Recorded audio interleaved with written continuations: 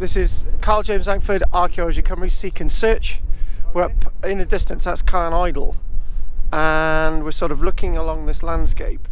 We've come along the top route and we're looking at the Maerdy landscape in the distance. Further on you've got wonderful Ferndale, and this route along here I'm told was the old routeway, and over in the distance is the location of an ancient lake, and also where some ancient carved timbers were found not so long ago.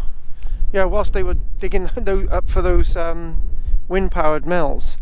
And what the point is that we've got natural sort of erratic stones here, probably pushed up and moved around due to glaciation.